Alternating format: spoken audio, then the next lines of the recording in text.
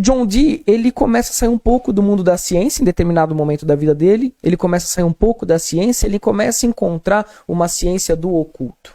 Então, ele começa a perceber que se ele quisesse uma real sabedoria, ele não tinha só se apoiar no que a ciência tradicional dizia, ele tinha que se apoiar também nas ciências ocultas, né? Na alquimia, na cabala, na astrologia, e ele seguiu um pouco por esse lado. Ele foi um dos primeiros leitores da bola de cristal. Então, ele praticava meditação, olhando para a bola de cristal, procurando alguma resposta das entidades superiores. E John Dee passou uma boa parte da vida estudando o oculto, né? Até que em determinado momento ele começou a fazer revelações para a família, para a corte imperial britânica. Algumas dessas revelações não tão positivas, falava que alguém ia morrer e eles não gostavam de ouvir isso. E uma vez ele foi acusado de bruxaria, óbvio, quando deu uma revelação que ninguém gostou, ele foi acusado de bruxaria.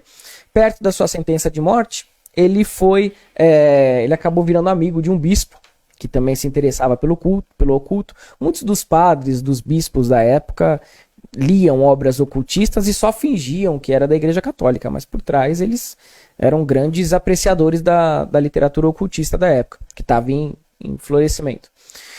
Então aí o bispo salvou a cara do John Dee, e depois, quando troca o reinado na Inglaterra, e aí assume a Elizabeth I, não a Elizabeth II, nós estamos falando aí no segundo período do século XVI, 1552, adiante, né? Bem, um bom tempo depois.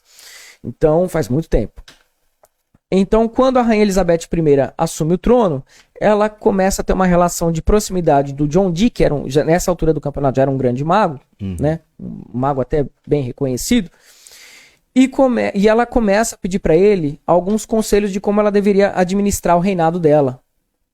E aí o John Dee, ele um grande patriota, ele começa a formular as bases do pensamento do Império Britânico. Então, o cara ele queria que realmente a Inglaterra fosse um reinado, fosse um império. E ele começa a misturar elementos da cabala com elementos do ocultismo. Ele tinha um livro na época, a Mônada Hieroglífica, né?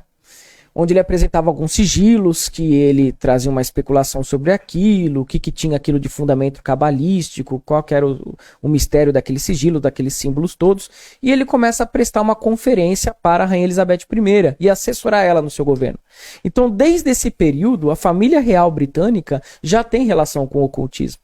Inclusive, o John Dee, mais pra frente, ele se une ao Kelly e aí eles começam a desenvolver o que seria aquilo que a gente conhece hoje na magia como linguagem enoquiana.